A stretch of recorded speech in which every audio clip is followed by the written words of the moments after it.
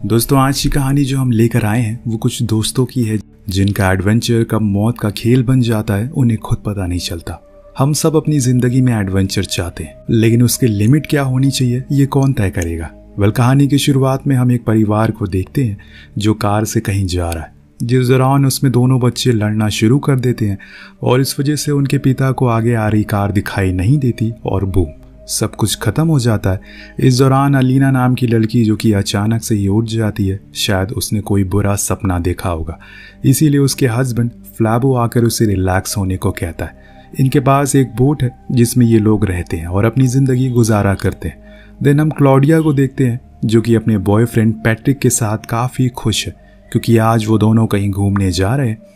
Then आखिर में तीसरे कपल मार्टिना और एनरिको को हम देखते हैं जिसका आज जन्मदिन है, जिसको सेलिब्रेट करने के लिए आज ये सभी लोग इकट्ठा हुए और बहुत खुश हैं। फ्लैबो अपनी बोट लेकर आ जाता है जिसमें सभी आकर बैठ जाते हैं, कुछ सेल्फीज क्लिक करते हैं, जिसके बाद इनका सफ़र शुरू हो जाता है। ये सभी लोग किनारे से काफ़ी दूर आ चुके हैं जहाँ पर इन्होंने अपनी बोट को रोककर थोड़ी मस्ती करने का सोचा, इसीलिए सभी समुंदर में फ्रेश होने के लिए कूद पड़ते हैं। लेकिन अलीना नहीं जाती क्योंकि उसे स्विम करना नहीं आता।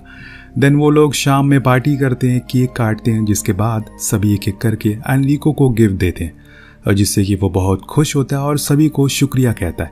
फिर जब सोने की बारी आती है तो हम तीनों लड़कों को देखते हैं जिनकी बातों से पता चल रहा है कि ये लोग काफ़ी अच्छे दोस्त हैं, पर दोस्त कब दुश्मन बन जाए कभी पता नहीं चलता। खैर, वहाँ पैट्रिक बताता है कि उसने और फ्लैबो ने एक बिजनेस शुरू करा है, हम चाहते हैं कि तुम भी उसमें इन्वेस्ट करके हमारे साथ आ जाओ, जिसके लिए वो राजी हो जाता है। पर इस बीच उन्हें बताता है कि उसे एक काफ़ी अच्छा इन्वेस्टर मिला है, तो अगर उन्हें पैसे लगाना है तो मैं उससे बात कर सकता हूँ। पर पैट्रिक का कहना है कि उन्होंने पिछली बारी उससे कहने पर इन्वेस्ट किया था, लेकिन सारे पैसे डूब गए, इसीलिए अब रिस्क नहीं ले सकते।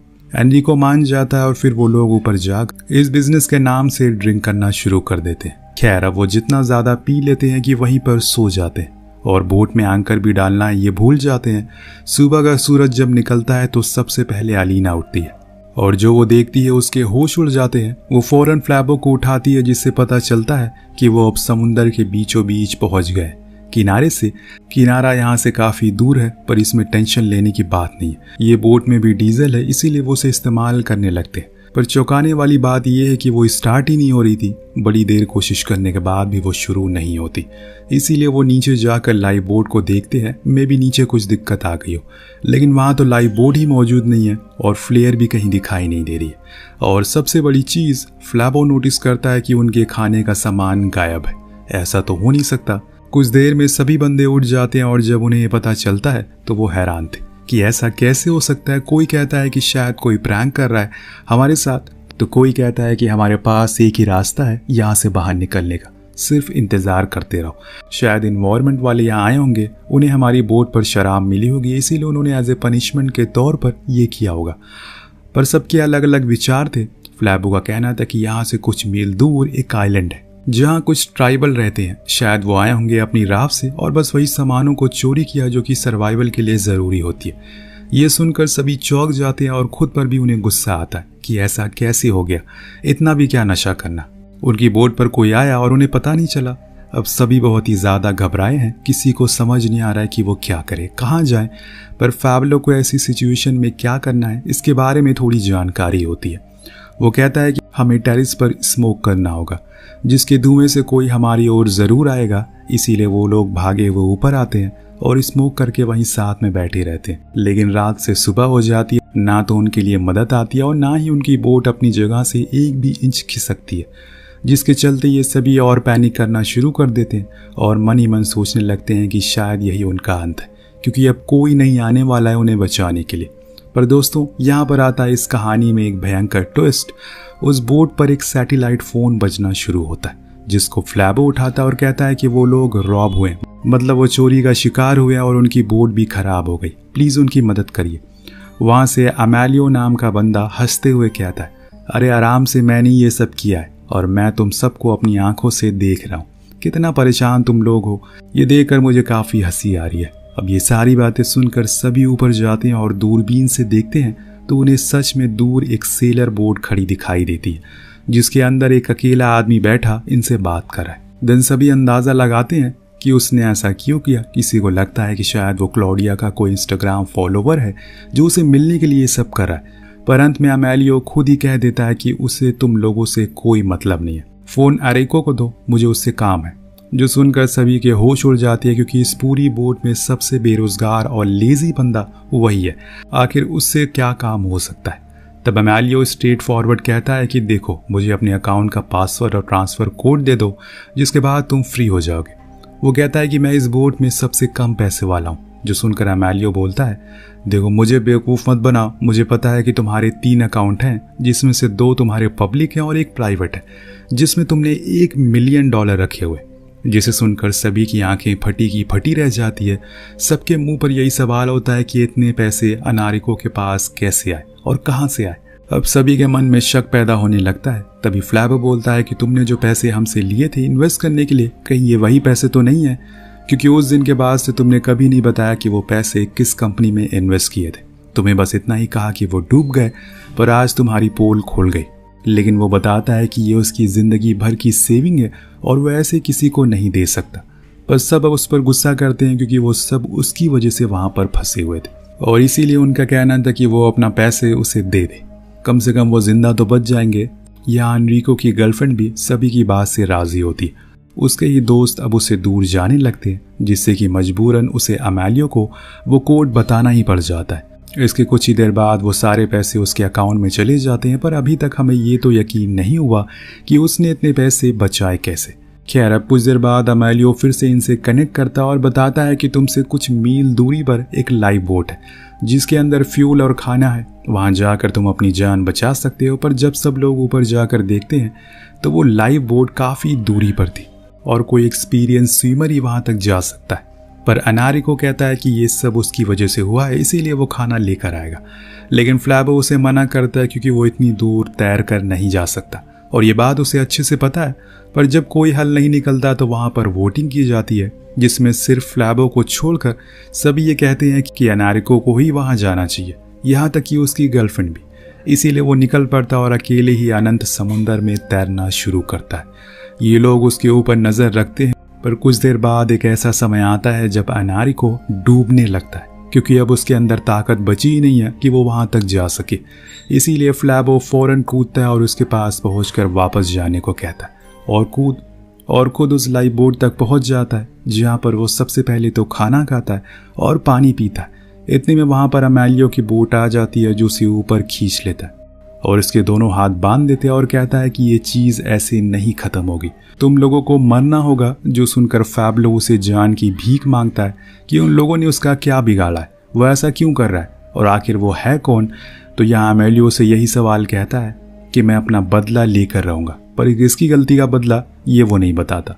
काफी देर हो गई है फैब्लो को गए हुए, इसीलिए अलीना और सभी लोग काफी परेशान हो रहे हैं। उन्हें लग रहा है कि कहीं उसे मार तो नहीं दिया गया। लेकिन तभी वो वॉकी टॉकी फिर से बजता है, जिसमें अमेलियो कहता है कि तुम्हें फैब्लो के रूम में जाना होगा, जहां पर डीवीडी रखी है, उसको जल्दी से प्ले करके देखो। सभी फौरन नीचे की ओर भागते हैं और उस डीवीडी को ढूंढने लगते हैं।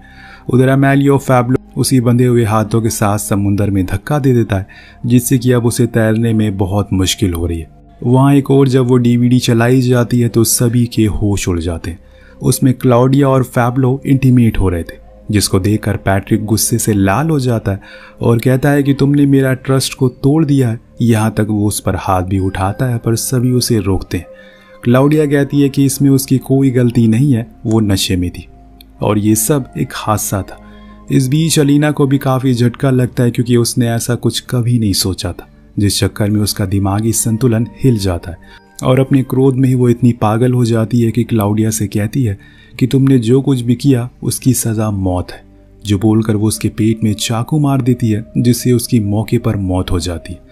इसका पैट्रिक को बहुत ज़्यादा असर पड़ता है और वो बहुत रोता है। चुपचाप जाकर एक किनारे पर बैठ जाता है कि तभी वहाँ पर तैरते तैरते फ्लैबो पहुँचता है। वो उससे कहता है कि अब उसे अंदर जान नहीं बची, जल्दी से वो उसे ऊपर खींच ले।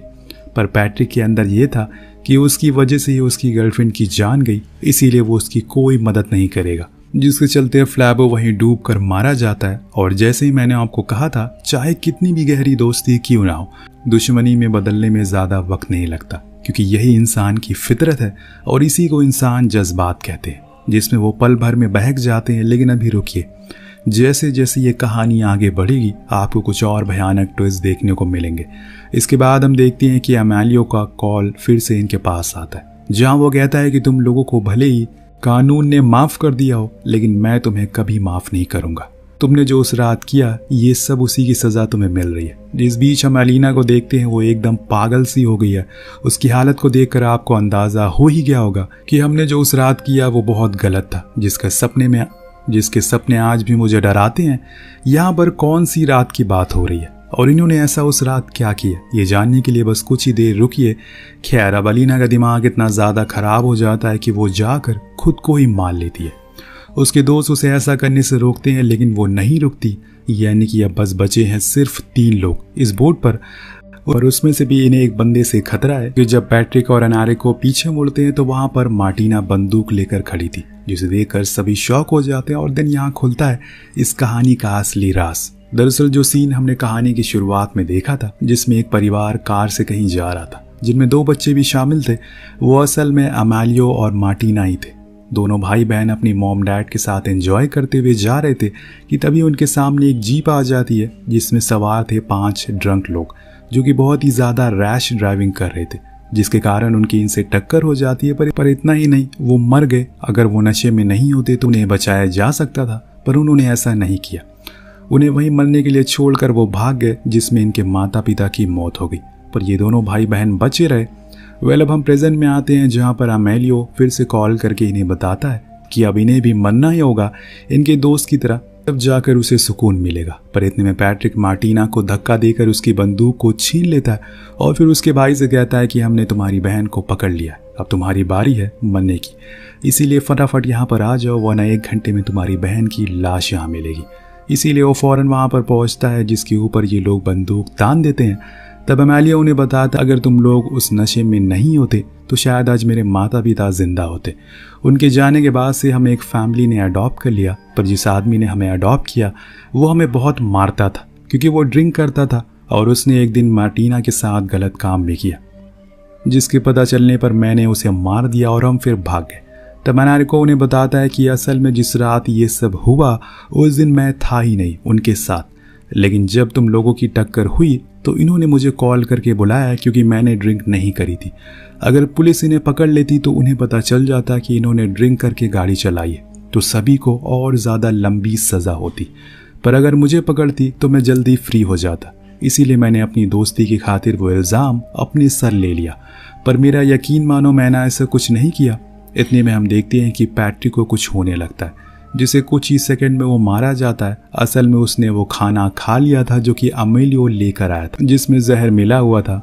इसके बाद अमेलियो और अनारिको में लड़ाई होना शुरू हो जाती है, जिसको मार्टिना रोकती है कि इसमें अनारिको की कोई गलती नहीं है, वो मजबूर था। अगर उसकी जगह कोई और होता तो वो भी यही करता अपने दोस्तों के लिए, लेकिन अमेलियो उसको मार खड़ी दम लेगा तभी उसे शांति मिलेगी। इसीलिए वहाँ गिरी बंदूक को उठा लेता और उस पर शूट करता है। पर अचानक से बीच में मार्टिना आ जाती और बंदूक से निकली गोली उसकी छाती को चीर कर निकल जाती है, जिससे उसकी वही मौत हो जाती है।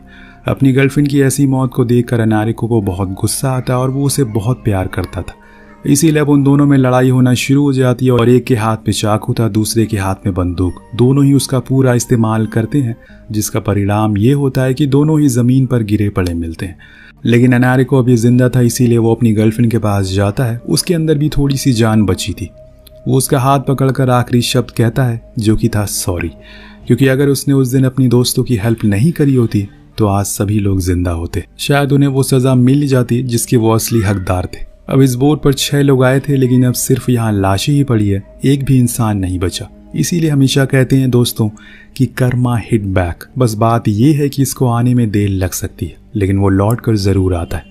इस कहानी से एक और सीख मिलती है कि शराब पीकर गाड़ी नहीं चलाना चाहिए। आप खुद के साथ साथ किसी और बेकसूर की जान भी लेकर जा सकते हैं।